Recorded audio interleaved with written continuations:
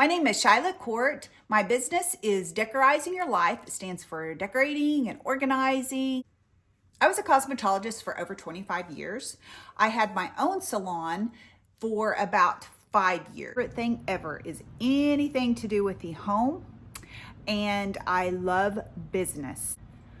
I would consider myself a furniture artist now. That took a few years to say. I had no vision for retail, no vision for painting and flipping furniture and making crafts and selling craft products. I just did my thing in my little booth, wanted to decorate houses, loved to organize, and very small vision of being an artist. I thought if you were going to be an artist, it meant you could draw. And I was like, I can't even draw a stick person. So I decided to shut my salon down and rent out my store. I love to take broken pieces that I do not want to spend 5 to 8 hours repairing or restoring. I would rather put one of the products I sell as a transfer or a mold or chippy, chunky layered paint and camouflage that crazy chunk of burning love that is missing from the piece. I just think it makes it so fun, and I probably spend as much time layering and chipping and distressing and adding and taking away than somebody that would do a pristine one color finish. I probably spend as much time, but that would be like putting me in a straitjacket to do that look. I tried to do both when I first started doing what I do because I thought I have to reach everybody and not everybody likes this. And then one day I was like, you know what? I am going to just do what I love instead of putting myself in that position. And I thought other people can do that. There's enough business for those people who could not stand to do what I do.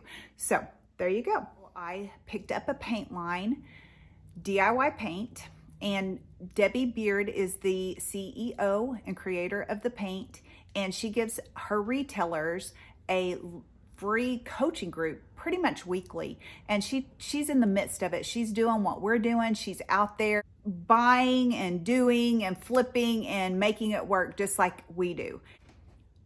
I just now in my halfway there age, which I moved that to 50 to start at 50 if anybody else wants to jump in. I always knew I was creative and I like to decorate and I was good with putting things together. I have a natural ability to organize, even though if you've seen this place, you would say you're kidding me, right? Now call myself a furniture artist and creative entrepreneur.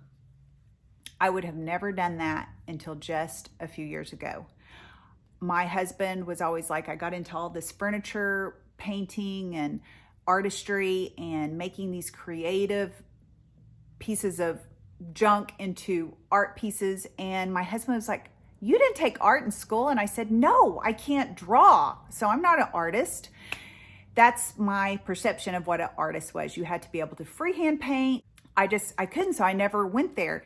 So what has helped me become that is I just got in there and started going. I started selling for a paint company and some other craft items. I sell IOD designs. I sell DIY paint, JRV stencils, and decoupage paper. I carry several of those kind of things, and they all have like retailer stockist group, and we get in there and they let their stockist and retailers use their platform, and we can go live weekly or bi-weekly or once a month. So I watched all these myself, and I learned so much. Still, every time I watch, I pick something up from somebody. And so I just started getting in there and going, whether I knew what I was doing or not. And then I started getting more creative and I started getting more comfortable. So you just got to get in there and go.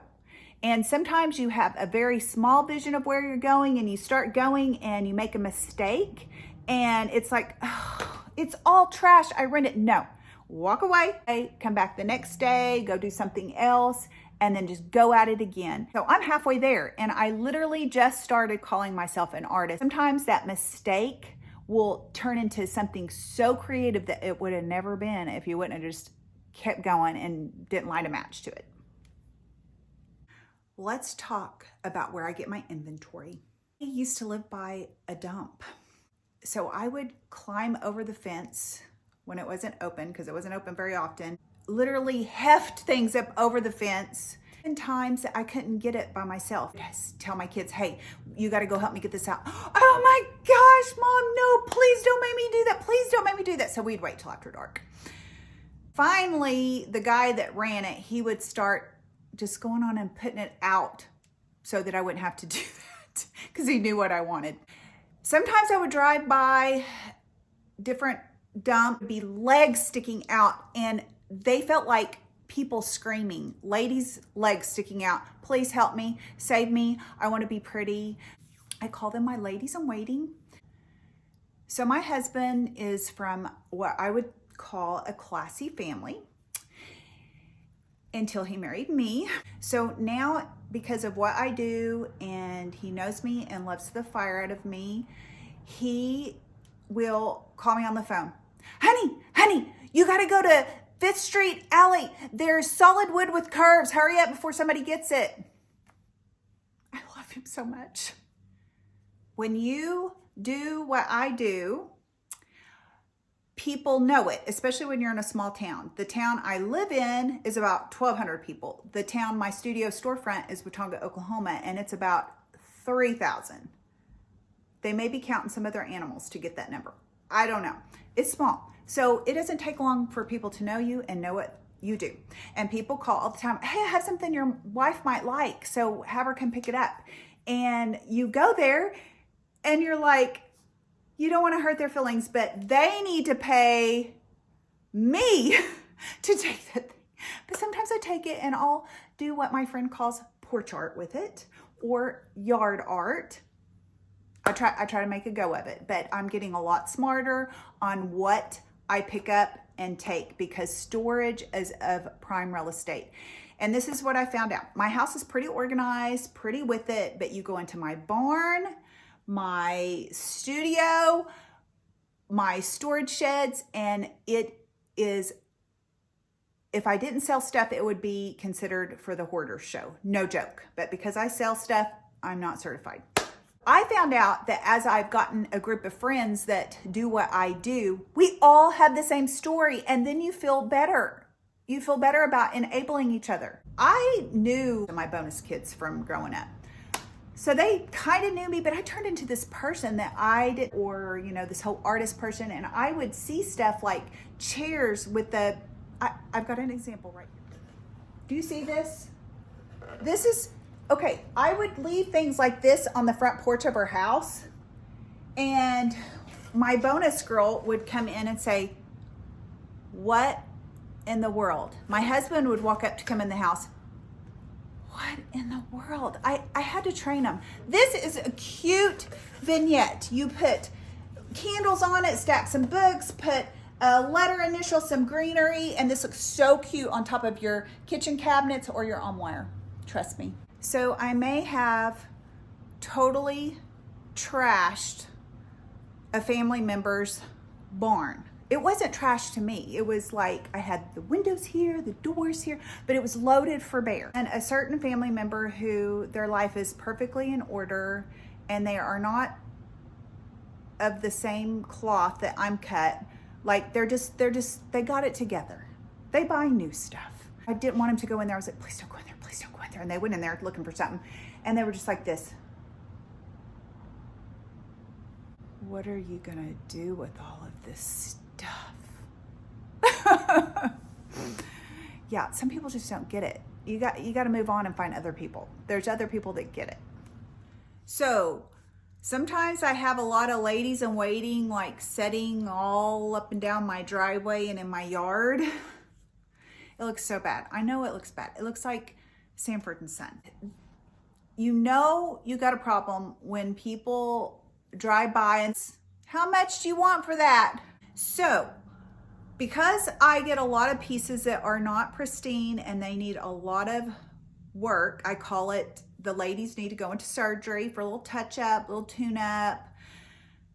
I had to learn how to use power tools. Another thing I didn't do until my early 40s was use a drill. I was just so scared of any of that kind of stuff. Now, when I was a cosmetologist, I had all the gadgets, all the tools, the more the better. I loved all the things. But woodworking was just like, woo, it's out there. Well, my husband knows how to do a lot of stuff. So I would have to wait on him for days and to get him to have time or the energy to do it. Well, I finally watched him and helped him enough that I figured some stuff out. And instead of waiting on him, I just went in there and did it. Now, I do care about my phalanges. And so I am very reverent and very careful when I use cutting tools. But I'm getting pretty good at stuff. And I've learned to do a bunch of stuff.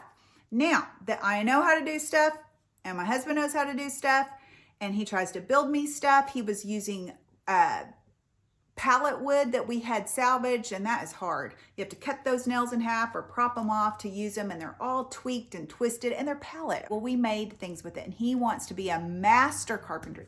And I'm like, honey, I'd just be over there just dying because it's shabby chic. It doesn't have to be perfect. The more funky, the more junky, the better. And he was making it try to be level, uses level, and it's gotta be perfect. And it was just like, I would just be over there going, oh my gosh, I'm gonna lose it. So I'm just like, oh, hurry. So yeah, it's a thing. So I'm a little bit more picky on what I have him help me. I have dumpster dived for years and I never ran into anything gross until I did. I don't wanna talk about it. So since I did not become an artist until I was halfway there, make this a go until I go out of here. So I feel like I'm trying to make up for a lot of time that I wasn't an artist and doing what I do. And I have so many avenues that I can do business-wise and make it a business and totally work 24/7 because I love it so much. I have a lot of time to make up for to do all the things. So I would describe myself like the commercial where the husband and wife are standing in front of a huge store and she looks at her husband and she says, honey, we're just going in for one thing, right? And he looks at her and he goes,